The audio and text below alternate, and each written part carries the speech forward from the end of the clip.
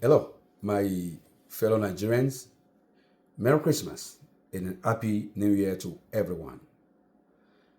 This Christmas is one of the hardest Christmas in the history of our country, and the people of Nigeria have seen so much in the year 2024.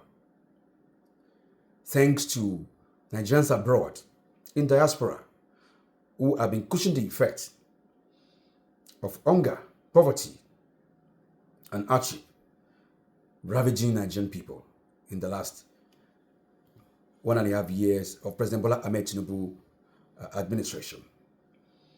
It was unfortunate that those who are supposed to be an opposition party, PDP led by Alhaji Atiku Abubakar, and of course, our supposed competent leader of Labour Party, Mr. Peter Obi, who has been incompetently, heading the party, has not been able to stand as a real opposition to this government. Myself, Rescue Movement, and my team has been the only voice and the only opposition speaking for Nigerian people. And in 2025, our voices will be louder, seriously louder, to speak on the problems, the ills, and the incompetencies of our government, the way it's affecting, and it's still affecting Nigerian people all over the world.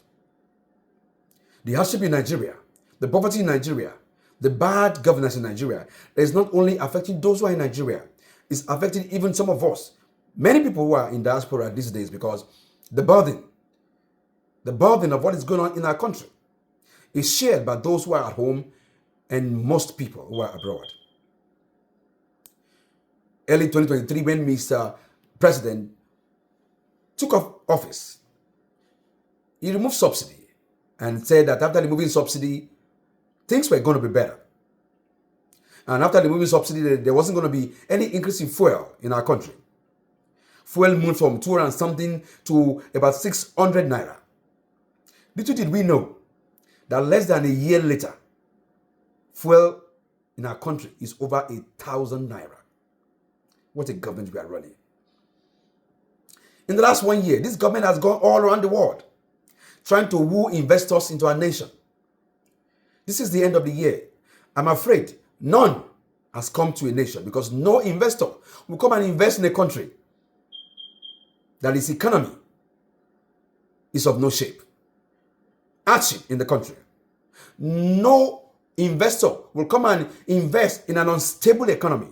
And that is why Mr. President has not been able to woo any investor to our country. Instead, most companies are folding and leaving the shores of our country to neighboring countries like Ghana, South Africa, and any other nation but not Nigeria.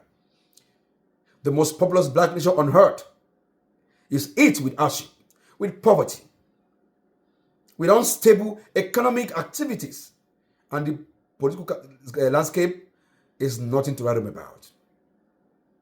The power grid has been falling over and over and over again. The politicians have been saying, embezzling so much money. Even when we remove subsidy and we're making more money, it was only more money for politicians to share, not more money to cater for the needs of Nigerian people. Before the end of the year, a few days ago, many people died by trampling on them in Abuja, in the north, in Ibadan. Children over 30 were killed because their mothers were looking for food to feed them. That is how bad our country has been. A country that was once a supplier of agriculture, not only to Africa, but to the rest of the world, now turned to a country where its people cannot even eat, and people are dying, going to collect food somewhere. A bag of rice is over 100,000. A bag of rice is over 100,000. Even garri that's supposed to be a common man food is no longer a common man food. That is how bad, dilapidated, crumbled, crashed our economy has been. And yet, some people have the audacity to say that this government is doing something. And those who are supposed to stand as opposition are busy fighting themselves all over the place. So sad. In the midst of it all, Nigerians are standing tall, facing every opposition in their way, in terms of poverty, in terms of hunger. Insecurity ravaged the nation, especially the northern part of Nigeria. And yet this government has not been able to handle ordinary insecurity in our nation. Our country is not safe from the south to the west to the east and to the north. The politicians are busy doing what is not even important, while the people are busy suffering. They tell the people to please persevere. Things are going to be better, but they do the opposite. It is so sad that this is the country we have. But some of us know that someday we're still going to have a country. We're still going to have a nation. Things are still going to be better in our country. We just have to fight for it. Someday, our country is going to be rescued. It's not going to be rescued by these our leaders.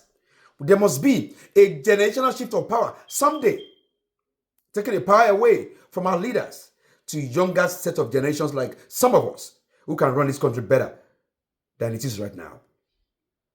And having Nigerians wake up, sleep without even knowing what they're going to eat tomorrow. So many people are not even able to afford a Christmas chicken. So many people cannot even afford clothes to buy for their kids for this Christmas. But yet we are politicians who have stolen so much and have their kids studying abroad, living abroad, staying abroad. While millions of Nigerians are left to fend and fetch for themselves. Nigerians have resorted into running out of their country. But for how long are we going to continue to run? The more we run, the more the burden of home is on us. So in 2025, we're going to decide if we want to continue with this set of leaders to 2027 and beyond, or we're going to take a new course. Because the ship is wrecking. The Nigerian ship is wrecking. And this government is not doing anything to help it. Every policies of this government has failed. Even IMF, who has been borrowing us money, said it, that every policy has failed. This government has borrowed more than 10 generations can pay back. And yet, we have removed subsidy. It is only in our country that we don't have Minister of Petroleum. Our president is also the Minister of Petroleum, running the country and running a ministry. It can only happen in our country, not anywhere in the world. The incompetence in our government is too overwhelming, and the burden is on Nigerian people. So much Nigerian people have faced in this last 1 year or 2 years thereabout. But in it all, I want to ask all Nigerians to please keep hope alive. Keep hope alive, because someday we're going to have a country called Nigeria. It's going to be new Nigeria. And that new Nigeria, all of these problems will come to pass. God will use some of us as the Joseph of this generation to rescue this nation someday. So let's keep hope alive. But remember that we have prayed enough. It is time for action. We have prayed enough. It is time for action, that we must take bad leaders out of government. Not by force, not by violence, but by our power. The only power we have, the power to vote and be voted for. We have employed them, and as someday we're going to fire them with our votes. And that is what we're going to work towards through 2025 to 2027.